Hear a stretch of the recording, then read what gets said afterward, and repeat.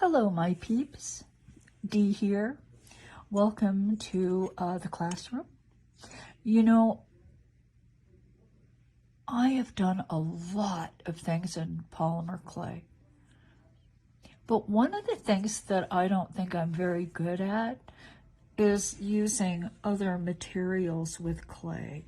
Alcohol, inks, paint, stamps, leaf, I mean, and there are people who work with clay who are so good at it. You toss them a cup of dirt and they know what to do with it. Me, I kind of think about clay as being, clay. I use the clay. And so the techniques that I tend to concentrate on are what? Clay. And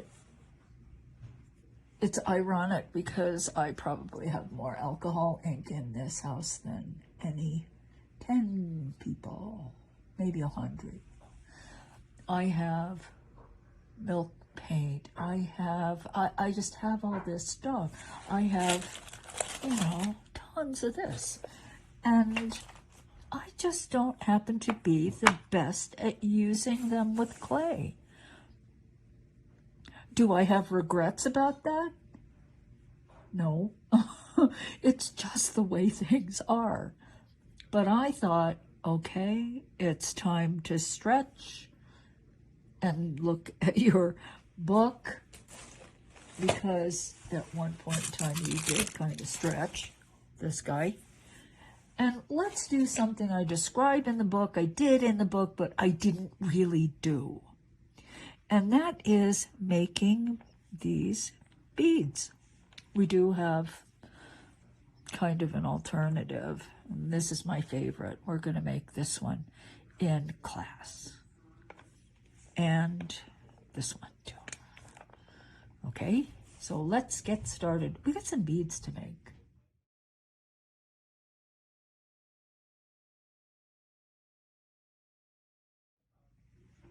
Okay, so what do we need to make these beads? Number one, alcohol inks. Actually, I think I used this terracotta and lettuce. And of course, a brush. You're going to need silkscreen and paint. I'm using Deco Art acrylic paint and this nice Moico screen. Now pick a small or a fine pattern like this, okay, because we're going to stretch it out. Yeah. Then you're going to need some Staz ink or some other permanent ink, an ink that isn't going to run. Okay, so this is a solvent ink pad. Then you're going to need some stamps. I used Explore and this. A little bit of leaf never hurt. Composition leaf, or if you have it, the real thing. Translucent clay, won't take much. Just need a little translucent clay. You're going to need scrap clay too. This little scrap for your bead core. You know what? I think that's it. There aren't a lot of things that you're going to need to make these beads. Now, the one thing, you probably have tons of stuff. You probably have, soft pastels and all this great stuff. Well, be careful, because if you use dry things, you notice one thing. Wet. I mean, yeah, primarily wet things we're using, because you have to be careful. If you use certain dry things, you may find that when you get to the point where you're putting that translucent layer on top, which is what we're going to do, that the translucent doesn't want to stick to the dry stuff. Okay, so initially, let's try sticking with the wet stuff. Wet. Okay, wet. And then you can branch off and try everything in your studio. Okay, let's get started.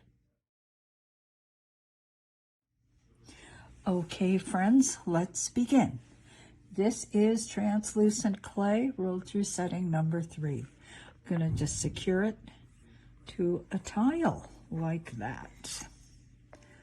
just cut. Make it a little more tidy. Okay, now I have a brush, and what I'm trying to do here is just sort of random strokes, okay? I'm not trying to actually paint a picture. So I like sort of floral type things. So this will just be a loose floral, because it gives me some place to go. Okay. Let me just, the stuff dries so fast. So I'll just start by just, maybe just come a few little strokes like that. Just something.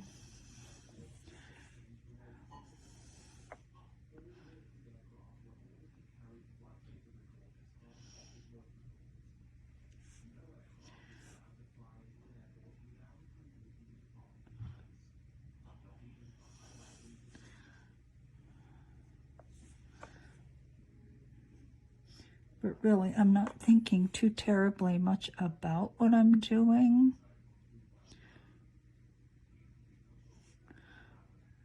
Knowing that the end result is going to be just, you know, sort of loose strokes of color. I obviously am not a painter. Yeah. I mean, we have some painters in our midst here. Teresa is a really good painter. One of my very best friends in the world is a wonderful painter, Sylvie.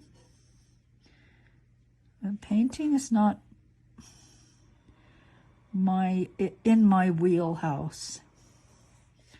I am not a painter, obviously. But I can draw. Yeah, that I can do.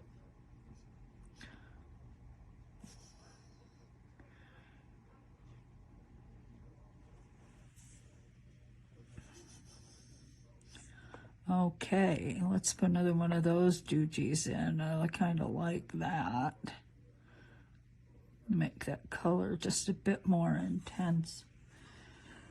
All right, now I'm going to add a little bit of green. Just a bit. I like this lettuce color.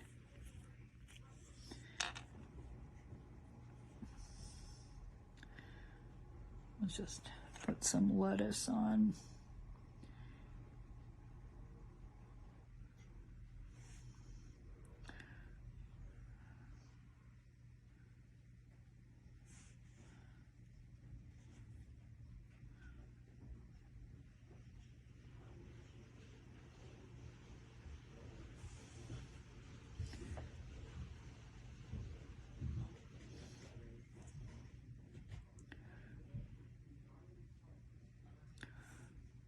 Okay.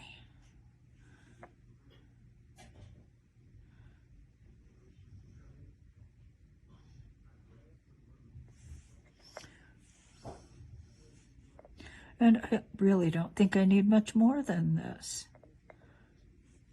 As I said, I just want loose strokes of color. Okay, but we will stretch it out quite a bit. So I think you want to, you know, you're going to leave, of course, these areas of translucent, but just remember that those areas will increase. See, look how much translucent there is. For instance, here, all that translucent. These are the strokes. So I think you want to put quite a few strokes on. You'll still have plenty of translucent showing through.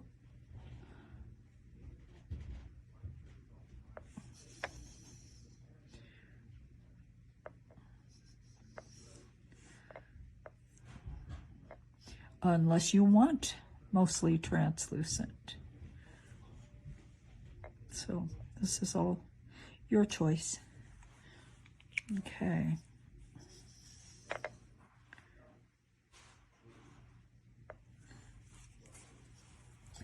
All right, now we're going to put some leaf on. And I just kind of randomly put this on. You know, it ends up where it ends up.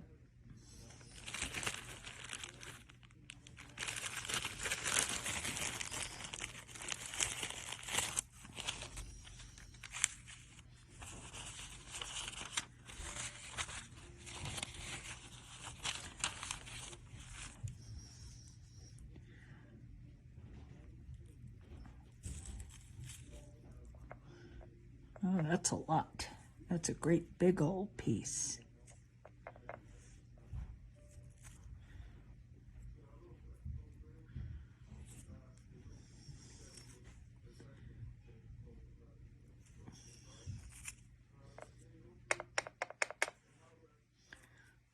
Okay.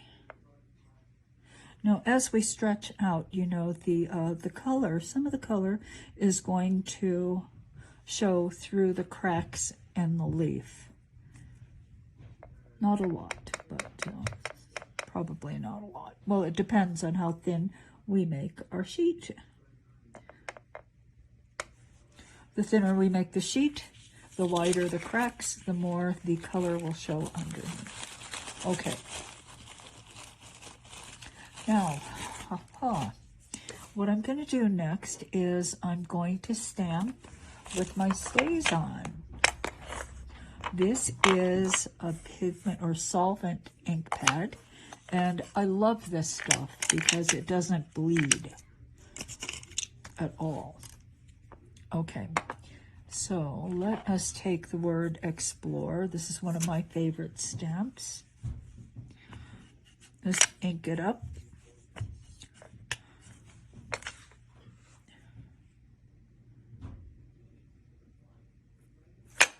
And stamp. Pulled some of the gold up. I did, yeah, that's okay. All right, let's take some of these swirls and put those on as well.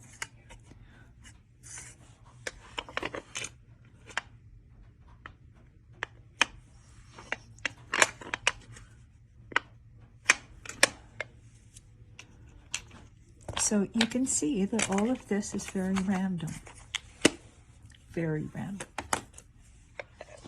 Now, I think finally on top of this, I am going to silk screen. So let me get my silk screening stuff and I'll be back. All right, so I have taken a little bit of deli paper. What I'm going to do is try to lift any particularly juicy bits of alcohol inks up. Okay. I really don't want to get a lot of alcohol ink on my silk screen. Okay.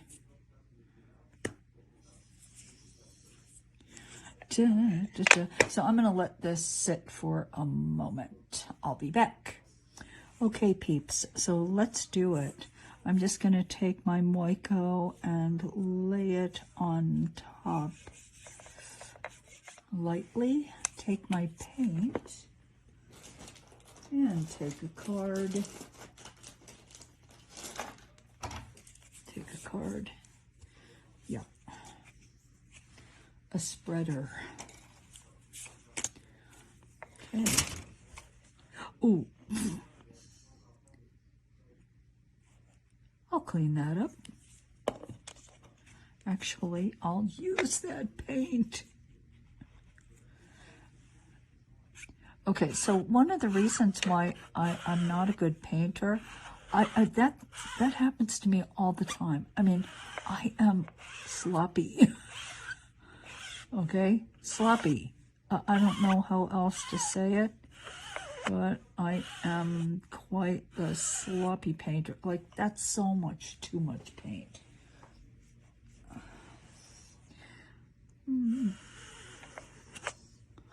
Yeah. Okay. That's just going to have to do. All right, so I put this pattern on top. I like it. I'm gonna go clean my screen. I'll be back. Okay, peeps, this is what we have so far. Just colors and patterns and all of it sort of random, right? Just a very random thing happening here. So now I'm going to roll translucent clay through the thinnest setting of my pasta machine, which is 9. And then I'm going to thin it further. All right, so I'll be back. Now, as an aside, when you're doing silk screening and you're using acrylic paint, you want to clean those screens immediately. When I first started, I used to put the screens in water thinking, oh, I'll come back. I'll come back. You know, acrylic paint dries in water, right? I didn't really know that, but it makes sense. Water is H2O. The O is oxygen. So, always clean your screens ASAP. Also remember that if you're throwing out water down your pipes, you want to run a lot of water after so that none of that acrylic paint sticks around in your pipes. Okay, let me continue. Okay, I have my translucent clay. I've rolled it through setting 6. Let us take it down through 7. And 8. Okay, come on, 8. I have too much, so I'm going to cut some off and roll this remaining piece through 9. Okay. Now, I want it even a bit thinner. Yeah, just a bit, so I'm just going to do the stretchy thing. Just a little bit. Okay, that's good. Now, I'm going to secure this edge to my tile and work my way across. Holding the sheet up in my right hand and stroking it down to the surface with my thumb.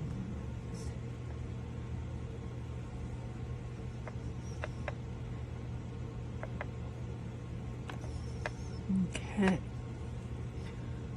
All right.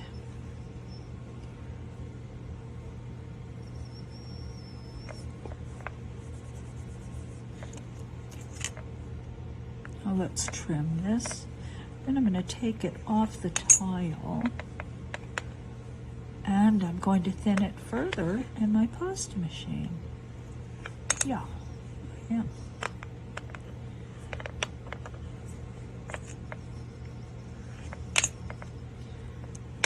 All right. Okay, I've got it against me. I'm right here. And let me just...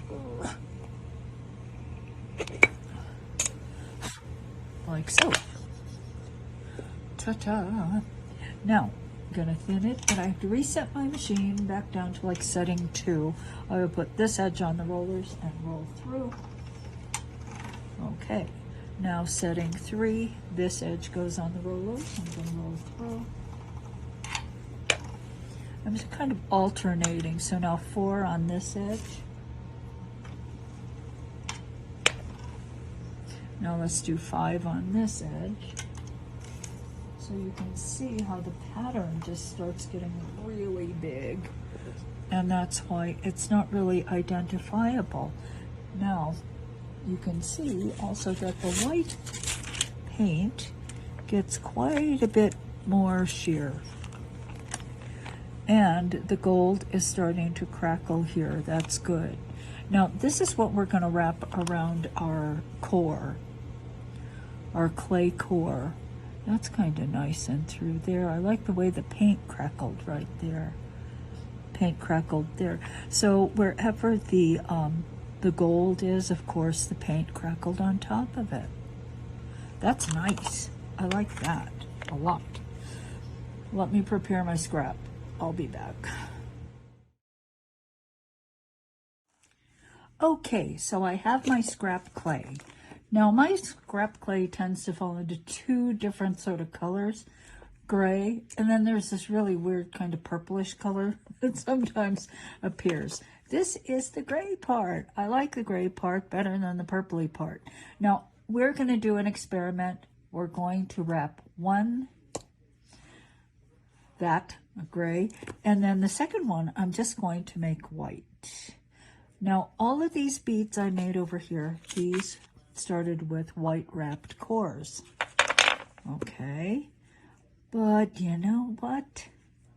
With the addition of that white clay, I'm thinking we really should see what happens when we have a darker core underneath. Yeah, I want to see. Okay, so here's one bead, and here will be the second one. Okay, so let's start. Just going to take this guy, trim one side like so, and they're pretty much the same. Let's just wrap this way. I don't want to make a huge bead. I always say that, and I always make great big beads. Like so. And then the second one will make maybe about the same size. So the next one will be somewhere in this area. Okay, let's do it. So let me wrap the dark one.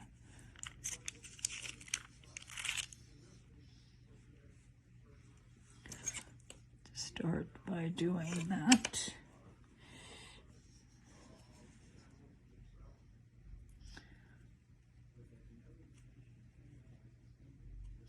Actually, I think I want this end that has more of the gold. Like so. So of course you pick the area that you like the most.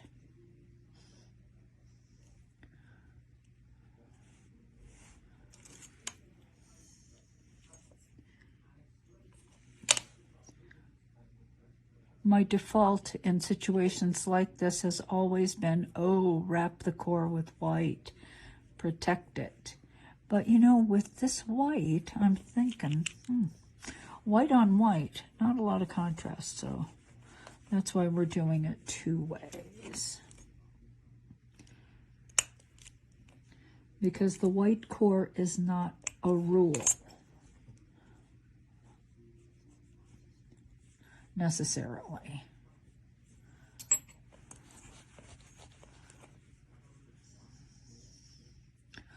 Okay, time to close up over the end.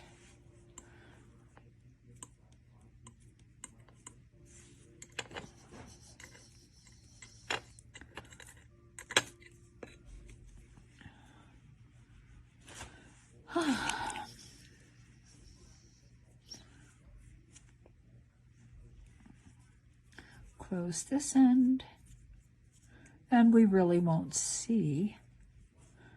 We won't get the full effect, of course, until after it's cured, but I'll do this one. The second one I'll do exactly the same way, so you do not have to watch me. You don't have to watch.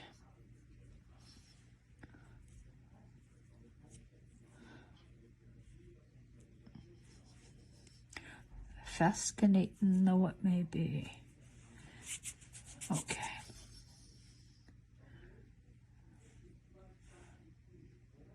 Okay, so you can see the dark underneath, can't you? dark underneath. Yeah, okay. Well, let me do this one and then I'll show you the difference. I'll be back. Okay, peeps, I did the white. You can see in the white areas, you can hardly see the paint, the silk screened areas. You see them, of course, in these other areas, maybe not quite so much. This, however, the white does pop off more. Of course it would, right, against a darker background. So let us cure these and then bring them out, because that's really when we're going to see. And when we sand and polish, that's when we're really going to see what they look like.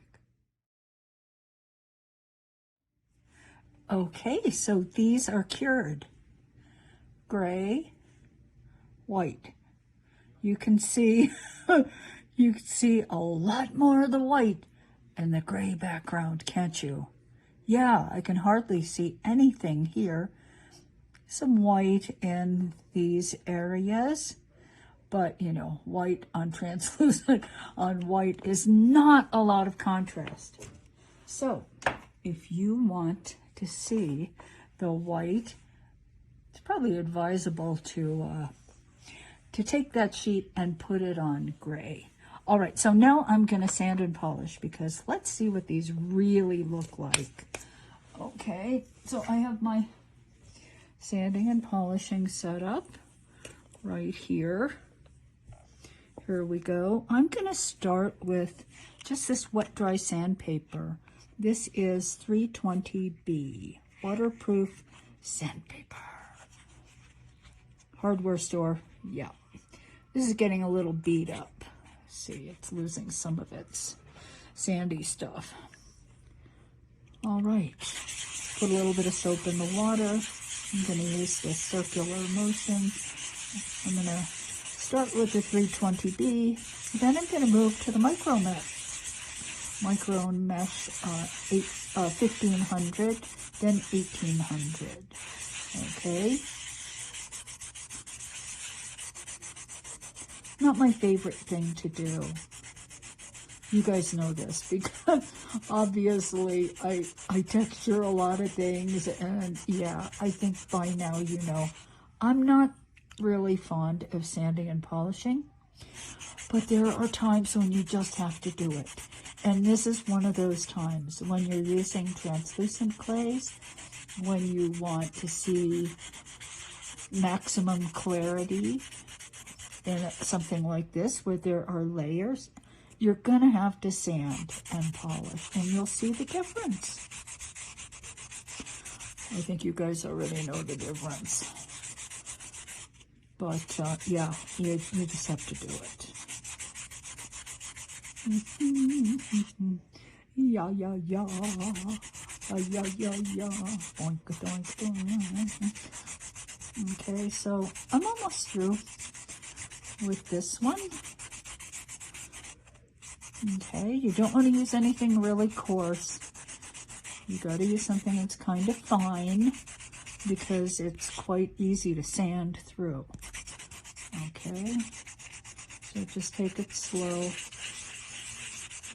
Pay special attention to the ends here, because this is where the clay, the translucent sheet on top, is the thinnest, which means it's the easiest to sand through. Okay, so there's sanding number one. So you don't have to watch me. I'm going to use 1500 micro mesh, then 1800, and then I'll be back. Actually, I'll do it, and I'll do the other bead as well. Okay, I'll be back. Okay, now this is what they look like at this point. And now I'm going to take them to my buffing wheel, and then I'll be back. Okay. All right, so here we are. I sanded and polished them, and this is what we have. So obviously makes sense that white is showing up a lot more on that gray. Of course, it is a very different looking bead, isn't it? Actually, I like it a lot. It's not very characteristic of what I do, but I really do like it. And I'll tell you, I never, I just never thought of just using straight scrap. Maybe I'll try it again and try mixing a gray myself. But this was not a bad color. This is a good color for this. Okay, now here is the one on the white wrapped core. And, you know, if you hold the bead in a certain place, you just get this sort of shadowy thing happening with the white over certain areas, like the gold and some of the colors. But overall, it just kind of disappears. So let's say you wanted to silk screen a pattern and you wanted to use the white, not the gray. Well, I think then that's a situation where you would pick another color to silkscreen. Maybe a very, you know, an ecru, or a very pale peach, or a pale blue, maybe even a gray. But you would make that choice, and you would create some contrast just by selecting a color of paint, because then it would show up against the white. Yeah, well, this was interesting. I like them both. I have to say, I really am liking this gray. But perhaps if I'm going to do this with the white, the choices I make here might be a little different. See what happens with this green against the gray? I mean, it's not terrible, but maybe I would pick a violet, or maybe even a teal or turquoise, just something a little bit different that, once again, I ordinarily would not use. Because you guys know me, I'm not a blue-purple person. I mean, some people are blue-purple people, and I think that's fantastic. But, yeah, but my natural inclination is toward the warm colors, warm green, warm. Okay, so there are two beads. Look, see? I like them both. I'm really liking this one. Okay.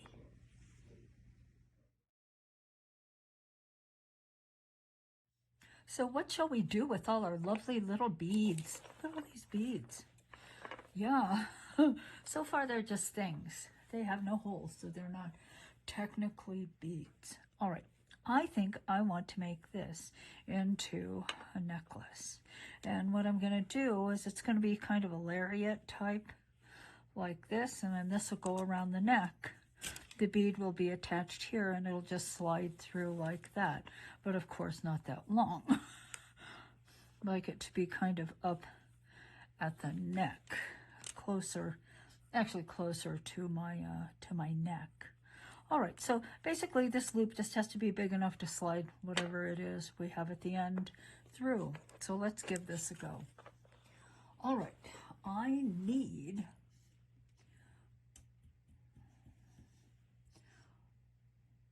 a babysitter.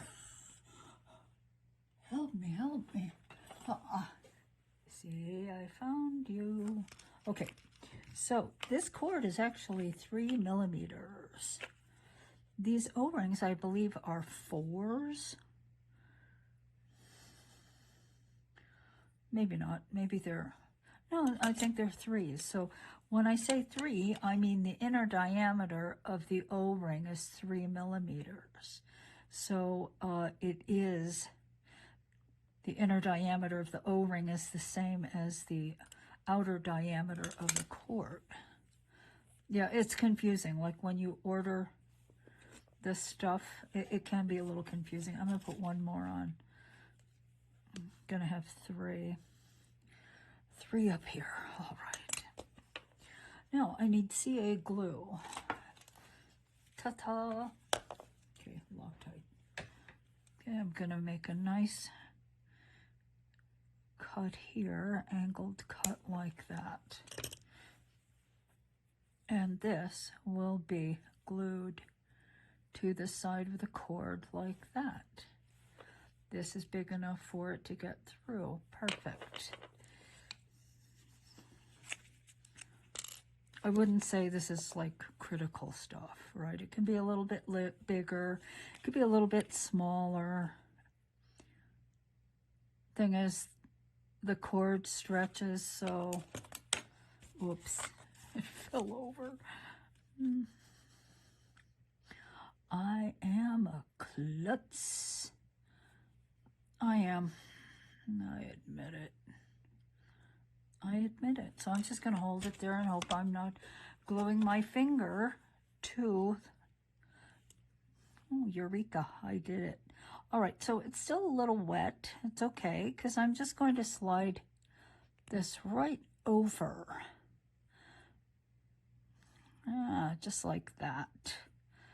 Okay, now get over. Don't give me a problem, buddy. Like so. So it is helping me out quite a bit. Let's put this next one right next to the first. Pull you over like that. Three looks good. I don't think it's necessary for me to glue them into position. I think they're fine. Now, let me just take this and swing it around my neck where I want it to hang. About right there, not too low, not too high. Just like so. All right. So I'm going to put another 3 O-rings on this end as well. Come here. Come here, you. So I'm not wearing my Apple Watch today. I've decided maybe I'm just too much in the cult. The cult of Apple. Okay, I love my Apple stuff. But I have to admit, I do not like the feeling of kind of being in a cult. Okay. I think I'm going to cut more. This can be actually higher. Doesn't really need to be hanging that deep. And because this is heavy, it is going to pull like that. I'm going to make it higher. Okay, I'm going to live with that. All right, now it's time to do a little bit of drilling. Now, what I have to do is I have to make, first of all, a tiny little pilot hole.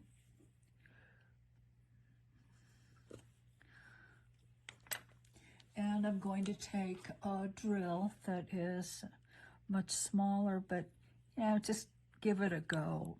If I started drilling with a drill that was big enough for this, that's really hard. It's much easier to work your way to that size than it is to start with that size. Okay. Of course, it would have been nice if I had a plan to start with, but somebody didn't have a plan. All right, let's try this guy.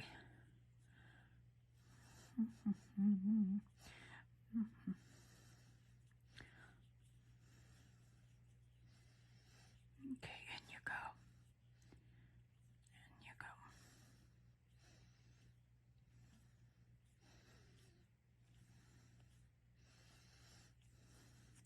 I think that's deep enough.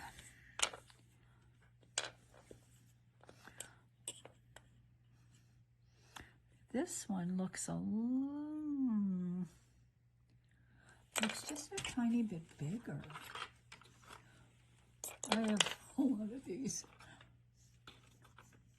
I might have to use that tiny bit bigger one. Tiny bit bigger. How about you? All right, let's try you. You're smaller than you.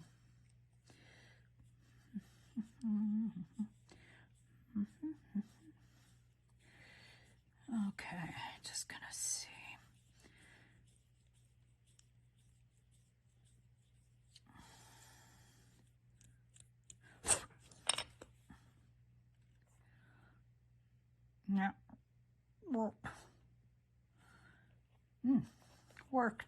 worked.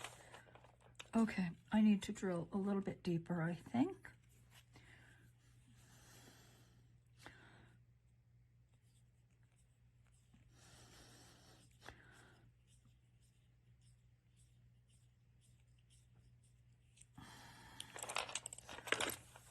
Got all the schmutz everywhere.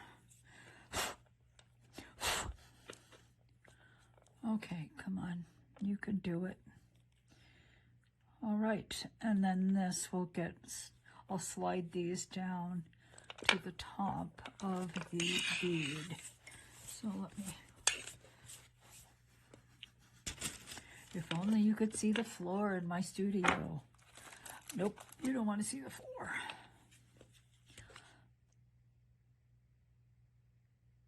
I'm putting a lot of glue in there.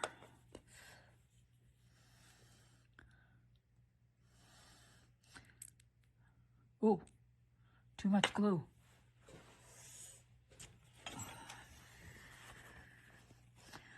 There's a lot, and then there's too much glue.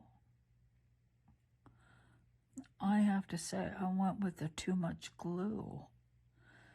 Let me just push that down and just glue that to the top. I'm going to hold that for just a moment.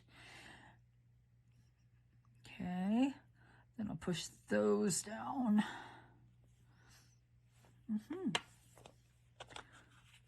Oh, this is cute. This will be cute. I can wear it and it will hang right in front like that. It still looks a little long, and it's quite easy to get. See, look, on. All right, perfect. P-I-R-F-I-C-T. Okay, peeps, here we are. Oh, look at that. Here we are. So we're kind of at the end. The end. Beads. I like this bead very much. It's really growing on me. I like it. I like it. Now, I did do a little experiment. I used a different silk screen on this guy, and you can see the pattern there.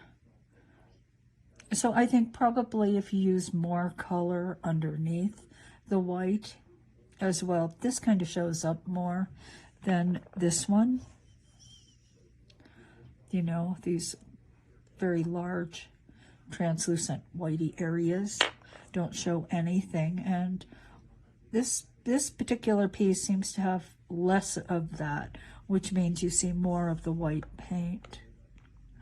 Yeah, but nonetheless, I'm thinking my favorites are probably the originals, like that. These guys, I like these very much.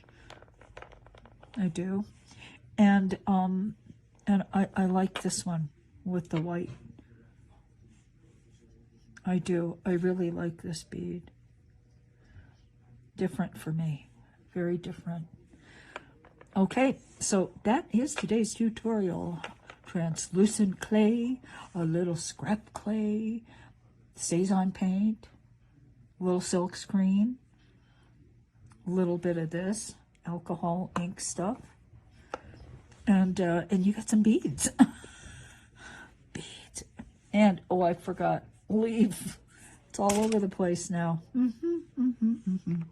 Anyway, so that's it. I hope you guys enjoyed class.